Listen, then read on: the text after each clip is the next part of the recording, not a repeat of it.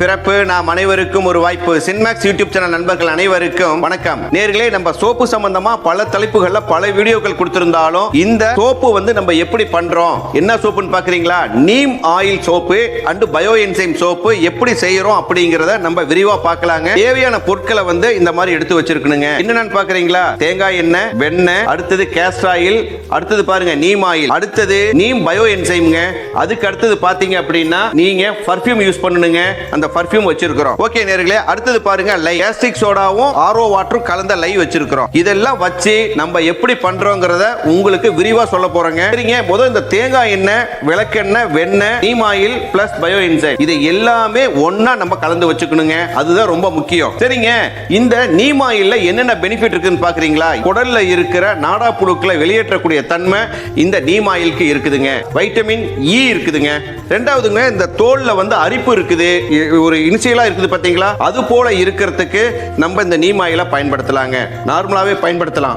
அதுல நம்ம சோப்பு செஞ்சிருக்கிறோம். இதுக்கு உண்டான அளவுகளை நம்ம விரிவா கொடுத்திருக்கிறோம். நீங்களும் இதே போல வீட்ல நீங்க சோப்பு செஞ்சு பயன்படுத்துங்க. சரிங்களா? அதுதான் ரொம்ப முக்கியம். அப்படி முடியல அப்படின்னா நீங்க ஒண்ணு கவலைப்பட வேணாம். கீழே நம்பர் கொடுத்திருக்கிறோம். அந்த நம்பர்ல கான்டாக்ட் பண்ணுங்க.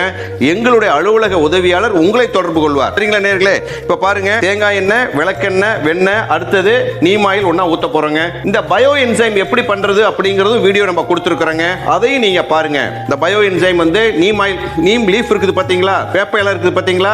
அதுல பயோ என்சைம் பண்ணி இருக்கிறாங்க. அதனுடைய கலர் எப்படி இருக்கும், அதனுடைய டெஸ்ட் ரிப்போர்ட் என்ன இருக்கும் அப்படிங்கிறது விரிவா அதுல கொடுத்திருக்கிறோம். நீங்க மிக்ஸ் பண்றீங்க அப்படின்னா அதுக்கு நீங்க பிளெண்டரை யூஸ் பண்ணணுங்க. மத்த நேரத்துல நீங்க பிளெண்டரை யூஸ் பண்ண கூடாதுங்க. அதான் ரொம்ப முக்கியமான விஷயங்க.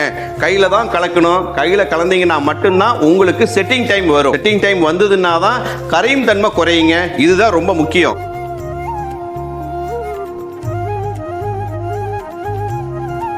ஒவ்வொரு முறையுங்க இந்த மாதிரி பிளெண்டரை போட்டு மிக்ஸ் பண்ணதுக்கு பிறகு நம்ம வடிகட்டிட்டு தாங்க பயன்படுத்தணும். இது எல்லாமே நீங்க ஒரு டைரியை வச்சு நோட் பண்ணணுங்க. அதுதான் ரொம்ப முக்கியம். டைரியை வச்சு நோட் பண்ணீங்கன்னா தான் இதுல என்னென்ன சிறு சிறு தவறுகள் ஏற்படுது, அடுத்த முறை செய்யறப்ப இந்த தவறு இல்லாம நம்ம எப்படி பண்ணணுங்கிறது உங்களுக்கு விவரமா தெரியுங்க.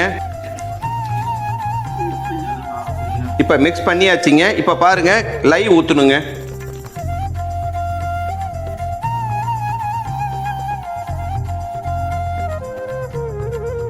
லை எந்த அளவுக்கு மெலிசா ஊத்துறமோ அந்த அளவுக்கு அது குவாலிட்டியா இருக்குங்க. அதான் ரொம்ப முக்கியம்.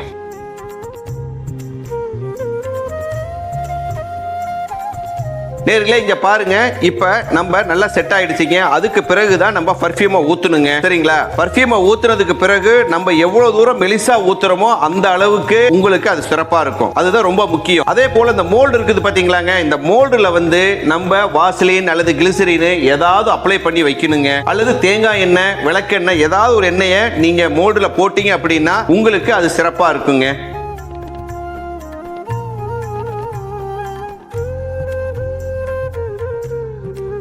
நேர்களே, இது போல நல்லா செட்டிங் ஆயிடுச்சுங்க. செட்டிங் ஆனதுக்கு பிறகு இப்ப நம்ம ஊத்த போறோங்க.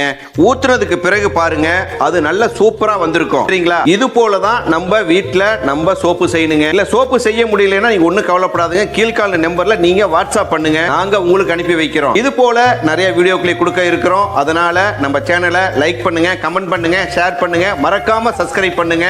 சப்ஸ்கிரைப் பண்ணிட்டு இந்த ஆளுங்கிற பட்டனை அமுக்குனீங்கன்னா தான் நாங்க போடுற வீடியோக்கள் எல்லாம் உங்களை சேருங்க. நன்றி, வணக்கம்.